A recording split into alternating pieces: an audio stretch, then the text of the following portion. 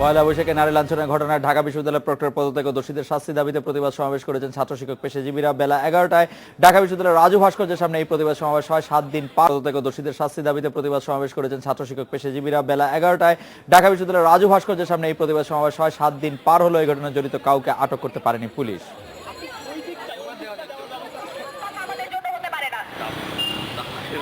নারী লাঞ্ছনার ঘটনার প্রতিবাদ জানাতে গুটিকয় শিক্ষার্থী জড়ো হয়েছিল টিএসসির রাজু ভাস্কর্যে। কিছুক্ষণের মধ্যেই সেই সমাবেশ রূপ নেয় শত শত শিক্ষার্থীর প্রতিবাদ মিছিলে। ছাত্র ইউনিয়নের ডাকা সমাবেশে ঢাকা বিশ্ববিদ্যালয়ের ছাত্রছাত্রী ও শিক্ষকদের সঙ্গে যোগ দেন সাধারণ মানুষ। এছাড়া ঢাকা বিশ্ববিদ্যালয়ের অপরাজেয় বাংলা ও সামাজিক বিজ্ঞান অনুষদের সামনেও মানববন্ধন ও প্রতিবাদ সমাবেশ করেছেন শিক্ষক ও ছাত্রছাত্রীরা। ঘটনার 7 দিন পার হলেও জড়িত কাউকে আটক করতে না পারায় এবং প্রক্টরের বিরুদ্ধে দায়িত্ব পালনের অবহেলার অভিযোগে তাকে প্রত্যাহারের দাবি জানানো হয় এসব সমাবেশে। যে প্রক্টর আমাদের নিরাপত্তা দান করতে পারছেন না, একটা ঘটনা ঘটে যাওয়ার পরেও যখন তিনি এতখানি নির্লিপ্ত, তখন আমাদের আসলে ওনার ওই চেয়ারটার কোনো দরকার আছে বলে আমি অন্তত মনে করি না। একের পর এক বিচ্ছিন্ন ভাবে বক্তব্য দেওয়া হচ্ছে। আমরা অবিলম্বে এই প্রক্টরের অপসারণ চাই, এমনকি আমরা দোষী পুলিশ কর্মকর্তাদের বিচার চাই। তবে এই অভিযোগ অস্বীকার করে সে ঘটনায় তার বিভিন্ন তৎপরতার বিবরণ দিয়ে দাবি করেন পদত্যাগের দাবি অযৌক্তিক। লিটন নন্দী ফোন দেওয়ার পরে সাথে সাথে আমি আবার সাহেবকে ফোন দিয়েছি, ভাই ওখানে কি ঘটনাটা কি এখন। উনি বললেন যে আমি নিজেই আছি ওই জায়গায়। তাহলে আপনি প্রক্টোরিয়াল টিম, আপনার যে আইনি নিরাপত্তা সদস্য, তাদেরকে আপনি কখন ঘটনাস্থলে যেতে বলেছেন? ঘটনাস্থলে ওদেরকে আমি যখন টেলিফোনটা পেলাম তার আগেই তাদেরকে আমি বলেছি যে আপনারা ওইদিকে যান, যে তারা যেন ওইদিকে গিয়ে থাকে, টিএসসির অবস্থা যেন প্রত্যক্ষ করে যেন আমাকে জানায়। দোষীদের গ্রেপ্তারের দাবিতে মঙ্গলবার সকাল 11টায় পদযাত্রা নিয়ে স্বরাষ্ট্র মন্ত্রণালয়ে স্মারকলিপি দেওয়ার কর্মসূচি ঘোষণা করা হয়েছে। Shakil Abdullah, independent news, Dhaka. পয়লা বৈশাখে টিএসসি এলাকায় নারী লাঞ্ছনের ঘটনায় পুলিশের ভূমিকা লজ্জাজনক ও নিন্দনীয় বলে মন্তব্য করেছেন মানবাধিকার কমিশনের চেয়ারম্যান অধ্যাপক মিজানুর রহমান। সকালে মগবাজার কমিশন কার্যালয়ে এক সংবাদ সম্মেলনে এই মন্তব্য করেন তিনি। অবিলম্বে এই ঘটনার সুষ্ঠু বিচার দাবি করেন তিনি। নববর্ষের এই হীন ঘটনায় পুলিশ গতানুগতিক ভূমিকা পালন করেছে। বিভিন্ন সূত্রে জানা গেছে কয়েকজন ছাত্র সন্দেহভাজন দুজনকে ধরে পুলিশে সোপর্দ করেছিল। বলা হচ্ছে পুলিশের অবহেলায় তারা পালিয়ে গেছে। পুলিশের এ ভূমিকা হতাশাজনক এবং নিন্দনীয়। এটি নিছক কর্তব্যে অবহেলার শামিল। ঢাকা মহানগর পুলিশের মুখপাত্র মনিরুল ইসলাম আমাদের সঙ্গে আছেন। জনাব মনিরুল ইসলাম, আপনার কাছ থেকে জানতে চাইবো যে আপনি নিশ্চয়ই মানবাধিকার কমিশনের চেয়ারম্যান অধ্যাপক মিজানুর রহমানকে শুনেছেন, তিনি পুলিশের ঘটনাকে লজ্জাজনক নিন্দনীয় মন্তব্য করেছেন। আপনি কি বলবেন এই প্রসঙ্গে জনাব মিজানুর রহমানের ঘটনার পরিপ্রেক্ষিতে, মন্তব্যের পরিপ্রেক্ষিতে?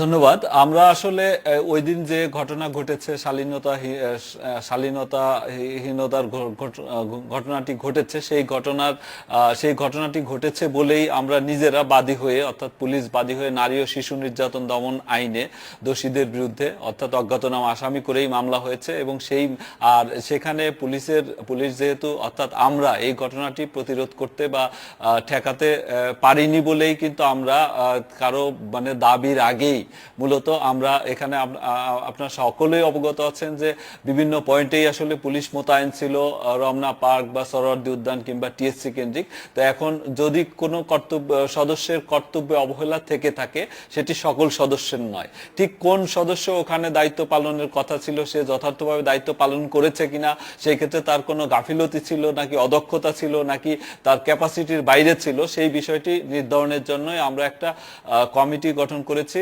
অনুসন্ধান কমিটি। যে কমিটির খুবই শক্তিশালী কমিটি, একজন অতিরিক্ত পুলিশ কমিশনার এবং বাকি 2 জন সদস্যের সমন্বয়ে তারা একেবারে চুলচেরা বিশ্লেষণ করে ঠিক কার কি ভূমিকা ছিল, সেই ভূমিকা পালনে ব্যর্থ হয়েছে কিনা নাকি ভূমিকা পালনের পরেও এটি ঠেকানো সম্ভব হয় নাই, সেটি বিশ্লেষণ করে তারা দায়ীদের বিষয়ে সুস্পষ্ট মতামত দেবেন। এবং সেই ক্ষেত্রে আমরা ঢাকা মেট্রোপলিটন পুলিশের পক্ষ থেকে বলতে চাই, আমাদের অবস্থান জিরো টলারেন্স। যদি কোনো সদস্যের ইচ্ছাকৃত গাফিলতির কোনো প্রমাণ মিলে, আমরা তার বিরুদ্ধে বিভাগীয় ব্যবস্থা সহ কঠোর ব্যবস্থা গ্রহণ করব। জনাব মনিরুল ইসলাম, আপনি অত্যন্ত স্পষ্ট, মৃদুভাষী এবং সজ্জন ব্যক্তি হিসাবে পরিচিত, এবং আপনি সামাজিক মাধ্যমগুলিতেও আপনি একটি পরিচিত মুখ। আপনি আমার ফেসবুক বন্ধুও বটেন।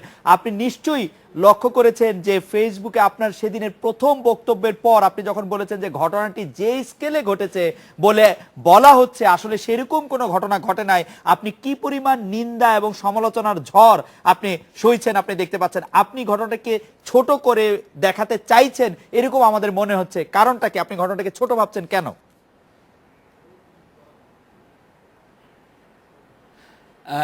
আমি খুবই দুঃখিত যে বোধহয় আমি বোঝাতে পারিনি। আমি সেদিন যে কথা বলেছিলাম সেখানে কোথাওই আমি স্কেল নিয়ে কোনো কথা বলিনি।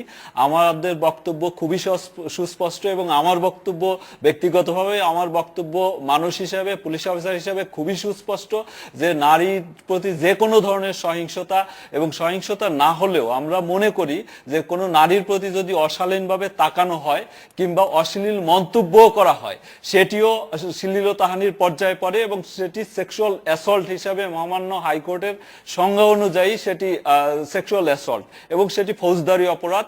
সেই অপরাধ আমরা স্বীকার করেছি বলেই কিন্তু আমরা মামলা রুজু করেছি। আমি ওই দিন এই স্কেলের বিষয়টি একেবারেই আমি বলিনি, হয়তো অন্য কেউ বলে থাকতে পারেন।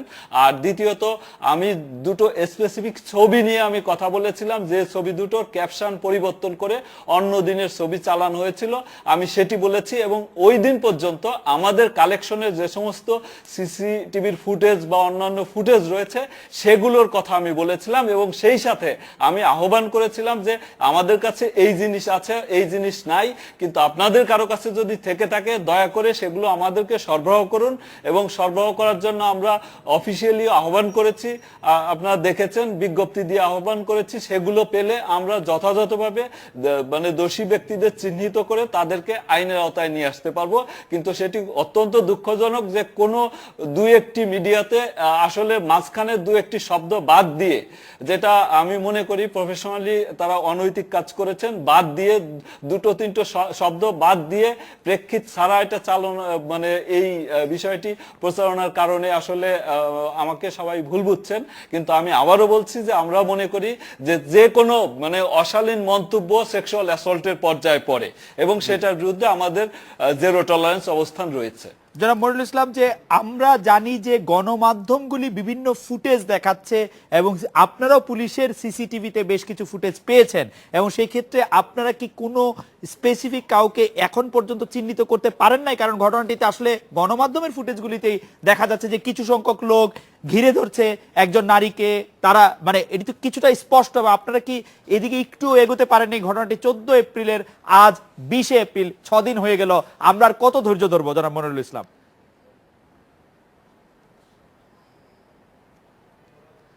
এখানে একটি কথা বলে রাখা ভালো, এক্সক্লুসিভ ফুটেজ হিসেবে যারা বিভিন্ন ফুটেজ দেখাচ্ছেন কোন কোন মাধ্যমে, সেগুলো সবই পুলিশের সিসিটিভির ফুটেজ। সেগুলো আমরা বিশ্লেষণ করেছি, বিশ্লেষণ করে কাউকে কাউকে আমরা চিহ্নিত করেছি, কিন্তু সেই ব্যক্তি বা ব্যক্তিবর্গের মানে নাম ঠিকানা বা শনাক্ত করার যে বিষয়টি, অর্থাৎ তাদের পরিচিতি নিশ্চিত করা, সেটি পারিনি বলেই এটি আমরা গণমাধ্যমে দিয়েছি, যাতে আমরা রেসপন্স পাই।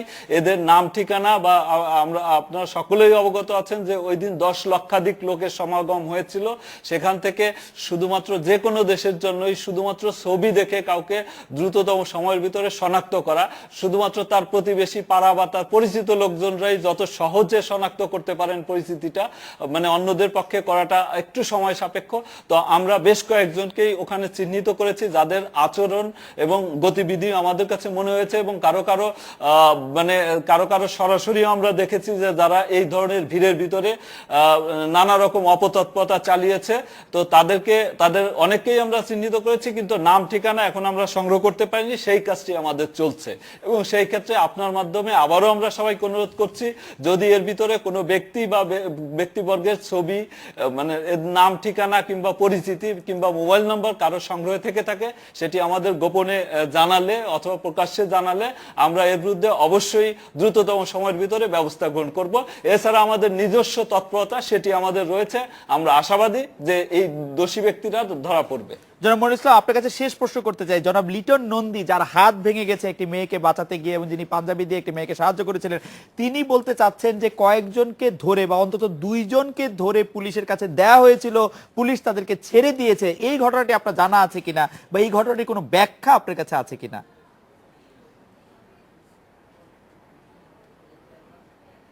এই ঘটনাটি আমি শুনেছি এবং শোনার পরেই এই ঘটনা আমরা শোনার পরেই কিন্তু আমাদের গোচরে আসার পরপরই কিন্তু আমরা এই তদন্ত কমিটি গঠন করেছি।